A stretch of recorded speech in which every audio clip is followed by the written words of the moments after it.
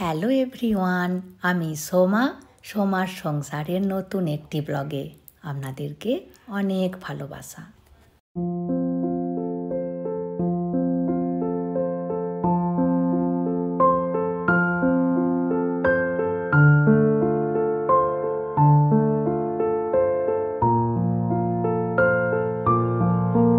আজকে বৃহস্পতিবার, আর ভোরের দিকে দেখছি ভালোই বৃষ্টি হয়েছে, এখনও একটু একটু হচ্ছে। যাই হোক, ছেলে মেয়েদের রান্নাও বসিয়ে দিয়েছিলাম, হয়েও গেছে।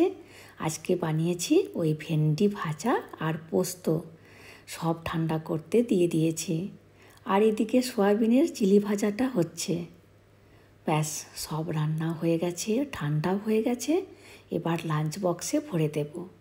আর আজকে একটিবার যাব এখানের বাস স্টপে। তামিলনাড়ুর সরকারি লোকাল বাসগুলি কেমন হয় দেখতে। আমিও এই প্রথমবার চাপবো লোকাল বাসে, তাও শুধুমাত্র আপনাদের দৌলতে। ব্যাস, মোটামুটি মেয়েও রেডি, ও এবার বেরিয়ে পড়বে। তারপরে গোপালকে রেডি করব।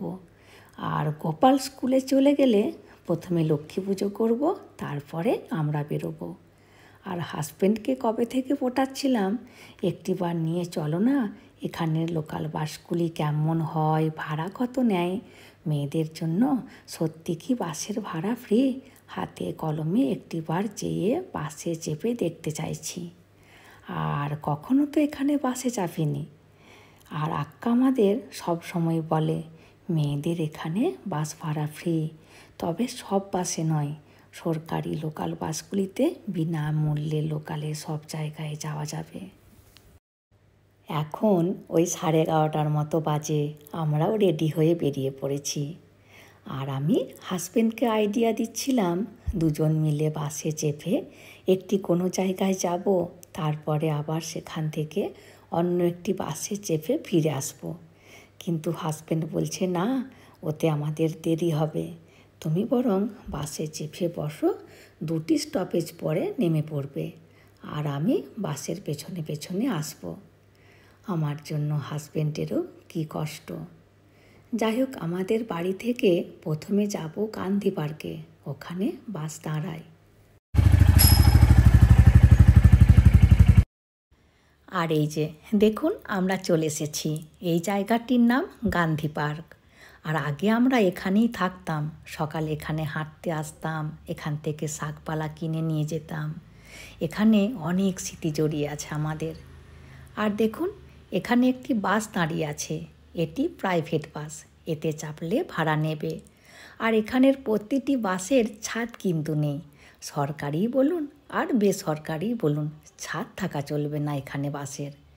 আর এখানটি বাস স্টপ, এখানে বেশিরভাগ 7 নম্বর গাড়িগুলি দাঁড়ায়। আর আমরা ওয়েট করছি লোকাল বাসের জন্য, কিন্তু বলছে লোকাল বাস আসতে দেরি হবে।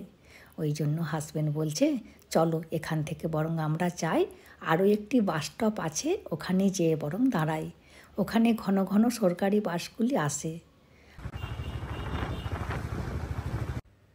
আর এখানটি RS পুরমের মেন জায়গা। এই রাস্তাটি উদ্বোধন করতে স্বয়ং এখানের মুখ্যমন্ত্রী এসেছিলেন। আর এখানে ছেলে মেয়েদেরকে আমরা ডাক্তার দেখাতে নিয়ে আসি। আর এই যে চলে এসেছি বাস স্টপে, দেখুন অনেকেই বসে আছে। এখানের প্রতিটি বাস স্টপ এরকম স্টিলের চেয়ার করা আছে, আর ওপরটা কর্কেটের ছাউনি দেওয়া থাকে।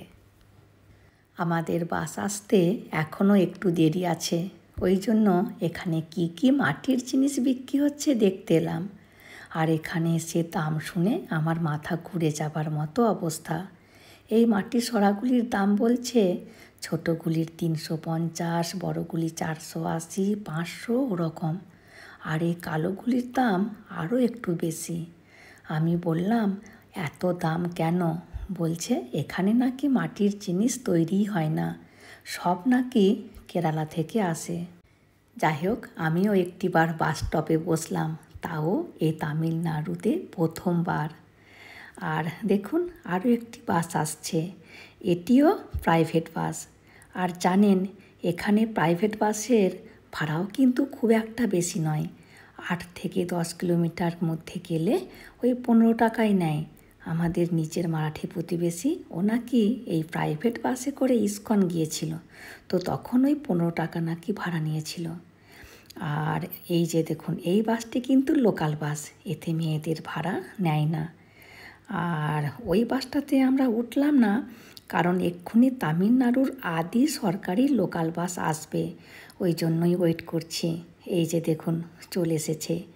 এখানে বাসের রং দেখলে বোঝা যায় কোনটি লোকাল আর কোনটি প্রাইভেট। যাই হোক, চলুন ভেতরে যাই।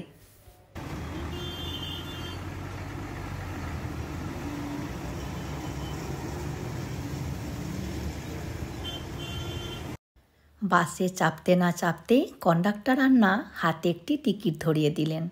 পয়সা তো নিলেনই না, কিন্তু টিকিট দিলেন। যাই হোক, বাসের মধ্যে বেশিরভাগ মেয়েদেরকেই দেখতে পাচ্ছি, তবে পেছনের দিকে মুখটা ঘুরিয়ে দেখলাম একেবারে লাস্টের সিটে ছেলেরাও কিন্তু বসে আছে। এই যে দেখুন, তবে ছেলেদের ভাড়া নেবে। আর পুরো তামিলনাড়ুতে মেয়েদের ভাড়া ফ্রি করে দেওয়ার কারণে কত যে মেয়ের সুবিধা হয়েছে তার বলারই দরকার নেই, কারণ এখানে মহিলারাই বেশি কাজ করে।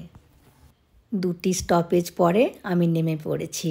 আর দেখুন কতগুলি মহিলা বড় বড় ঘোমটা দিয়ে রেখেছে। এনারা মারোয়ারিদের মহিলা, সব সময় বেশি করে এরা ঘোমটা দিয়ে থাকে। যাই হোক, আমি তো নেমে পড়েছি, হাজব্যান্ড এখনও আসেনি। দাঁড়ান, কোথায় আছে দেখি। এই যে চলে এসেছে। এই যে এই টিকিটটি কন্ডাক্টর আন্না আমায় দিয়েছেন। আর এই প্রথমবার এরকম অভিজ্ঞতার সম্মুখীন হলাম। বাসে চাপলাম, টিকিটও পেলাম, কিন্তু পয়সা দিলাম না। যাই হোক, আর দেখুন এই অ্যাপার্টমেন্টগুলি সরকারের। শুনেছি এখানে নাকি প্রায় 4 থেকে 5 হাজার ঘর একসাথে আছে। এখানের গরিব মানুষদেরকে বিনা পয়সায় সরকার থেকে এই ঘরগুলি দিয়েছে। আর এই ঘরগুলি দেখতে কিন্তু দারুণ লাগছে, বলুন। একই হাইট, একই রং। আর যখনই এই রাস্তা দিয়ে আমরা যাই, আমি কিন্তু হাঁ করে ঘরগুলির দিকে তাকিয়ে থাকি। আর এখন যাচ্ছি ডি-মার্টে, নতুন নাকি দোকানটি খুলেছে এই 1 সপ্তাহর মতো। আজকে বৃহস্পতিবার, আর গত বুধবারে দোকানটি খুলেছে। আর দোকানটি নতুন খুলেছে বলে সবেতেই অফার আছে। তবে অবশ্য কেনাকাটার জন্য যাচ্ছি না, শুধুমাত্র দেখতেই যাচ্ছি। এই যে দেখুন, এই দোকানটি বোর্ড দেওয়া আছে ডি-মার্ট। আর এই যে তামিলনাড়ুর সরকারি লোকাল বাস, রং দেখলেই বোঝা যাবে এটি লোকাল বাস। যাই হোক, আর ভিডিওটি আজকের মতো আমি এখানেই বন্ধ করব ভাবছি, কারণ ভিডিওটি একটু বড় হয়ে গিয়েছে। আর চলে আসবো পরের ভিডিও নিয়ে, ডি-মার্টে কী কিনলাম না কিনলাম এই সব নিয়ে। চলুন তাহলে ভিডিওটিও আজকের মতো আমি এখানেই শেষ করছি। চলে আসবো পরের ভিডিওতে। হাসি খুশি থাকবেন, সবাইকে হাসি খুশি রাখবেন। আর যদি ভিডিওটি ভালো লাগে please like, comment and share করে দেবেন। আর অতি অবশ্যই সাবস্ক্রাইব করে দেবেন। Thank you.